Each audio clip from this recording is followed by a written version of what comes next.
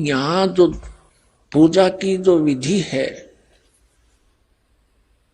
वो ऐसी है परमात्मा की कि संसारिक सुख तो आपको होंगे ही होंगे, ये तो पक्का होंगे, लेकिन ज्ञान इसलिए साथ दिया जाता है कि कुछ दिनों में आपके पास इस माया का बहुत ज्यादा संग्रह होने लगेगा। माया परमात्मा के दरबार में कमी काहे की ना।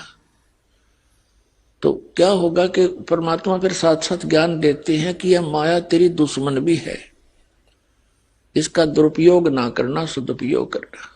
अभी तो आप दर दर के भिखारी हो रहे हो, फिर देखना कुछ दिनों के बाद सच्ची लगन ते लगना, आन उपासना नहीं करना, मर्यादा में रहना। तो फिर ये संसारिक सुख तो यहाँ पहले मिलते हैं, तो कुछ ही दिनों में आपके बहुत काम सरेंगे, बहुत लाभ होगा। और अन्य व्यक्ति आपको देखा करेंगे, न सोचा करेंगे इनका क्या हो गया, ये कहां से आवे इनके इतना पैसा। एक भक्त बता रहा था जी, हमारे पड़ोसी यूं कहें कि यूं वहां जाता है बरवाला, और बरवाला के क्रोथा में हमारा आश्रम था, क्रोथा कांड हुआ, जो बदनामी हमारी खूब करी थी न बेतुकी। वहां नोटा की बोरी पागी है, वहां पता नहीं कि बकवास पाई। तो ऐसे कहते हैं दूसरे पड़ोसी आपस में, जो कहें ये वहां जाते हैं, इनके महाराज जी पैसे देते हैं इन्हें, और इसलिए इनका साइकिल का भी ब्योत नहीं था और दो गाड़ी चला। आज वो इस दृष्टिकोण से देखते हैं। तो वापस में बातें कर रहे थे, कहने लगे जी हम कहें तो वो ठीक है, माया तो यहीं से मिलती है हमारे को, लेकिन जिस तरह वो सोच रहे हैं वह सोच गलत है उनकी। हम उनसे कहते हैं, जो हमसे डायरेक्ट कह देता है तो उसको हम भी कहते हैं आप भी आ जाओ, आपको भी दे देंगे, महाराज जी तो खूब माया बांट रहे हैं।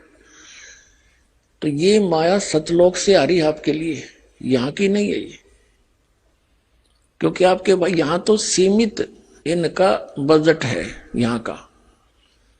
अब जैसे पुण्यात्माओं एक बार हरियाणा प्रांत में फ्लड आ गई थी सन 1995 में, और इतनी फ्लड आ गई कि यहाँ का बजट उस समय मुश्किल से 700-800 करोड़ का था, और यहाँ आनी होगी लगभग 2000 करोड़ की। वो अक्षति पूर्ति के लिए हरियाणा सरकार का बजट नहीं था जो उसने पूरी कर दे, तो सेंटर ने ऐड दी थी, और वो सबको वो सुविधा मिली। किसी का ट्यूबवेल खराब हो गया था, किसी का मकान गिर गया था, किसी का कुछ हो गया था, उनकी अक्षति पूर्ति हुई तो सेंटर ने की।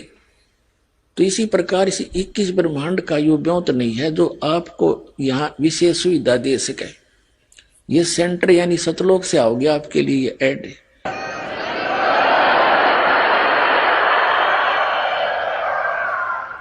तो इस प्रकार आपने या तो चिंता छोड़ देनी चाहिए कि अब मुझे क्या मिलेगा क्या ना मिलेगा, लेकिन क्योंकि आप दूध के जले हुए हो, छाछ को भी फूकते हो बहुत दिनों तक, समय लगेगा, धीरे धीरे आपको विश्वास हो जाएगा, और विश्वास ही परमात्मा आपको करा देगा, क्योंकि आपको सुख प्रारंभ हुए और आपका विश्वास दृढ़ होने लगा। आपको लाभ मिलेगा जब आप नियम ठीक रखोगे। यदि नियम ठीक नहीं रखोगे तो फिर बात नहीं बनेगी। जब लग हंसा हमरी आना और काल लगे नहीं तेरा बाणा। कबीर परमात्मा कहते हैं जब तक ये हे हंस, ये प्यारी आत्मा मेरी शरण में रहेगा, तब तक हे काल तेरा कोई अटैक उस पर नहीं हो सकता। और ये परमात्मा के जो नियम हैं ऐसे समझ लेना जैसे लक्ष्मण रेखा होती है। कौन कौन से नियम है? आन उपासना नहीं करनी, जो दास भक्ति बताता है इसमें सभी पूजाएं आ जाती है। इसके अतिरिक्त कोई और पूजा आप अपनी परंपरागत करते हो तो वो शास्त्र विधि को त्याग कर आपका मनमाना आचरण है। श्रीमद् भगवत गीता अध्याय नंबर 16 के श्लोक नंबर 23-24 में कहा कि अर्जुन, शास्त्र विधि को त्याग कर जो मनमाना आचरण करते हैं उनको न तो सुख होता है, न उनकी को कोई सिद्धि प्राप्त होती है, न उनकी परम गति होती है। यूजलेस, फिर क्या फायदा डले ढोने का। और शास्त्र में कुल साधना कौन सी है? पवित्र वेदों में, पवित्र श्रीमद् भगवत गीता में और पवित्र सूक्ष्म वेद जो कबीर परमेश्वर के द्वारा दिया गया अमृत ज्ञान सच्चिदानंद घन ब्रह्म की वाणी में जो भी साधना लिखी है, उसके अतिरिक्त जो भी हम साधना करते हैं, भक्ति करते हैं, वो शास्त्र विधि को त्याग कर मनमाना आचरण है। चाहे वो पुराणों का से आपने लिया है, चाहे आपने किसी उपनिषद से वो भक्ति ली है, साधना ली है, यदि वो इन परमात्मा के वेद और गीता से नहीं मिलती तो यूजलेस है। प्रथम तो यह है कि आन उपासना नहीं करनी और पूजा नहीं करनी, जो हम दे वही करनी है। इसके विषय में कबीर साहब कहते हैं 100 वर्ष तो सतगुरु पूजा, एक दिन आन उपासी, वो अपराधी आत्मा फिर पड़े काल की फांसी।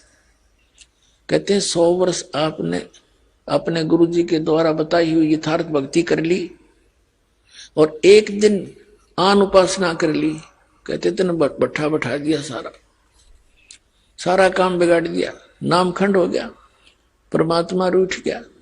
परमात्मा रूठे पाछे फिर हमारे पास क्या रह गया, चाहे कितनी भक्ति।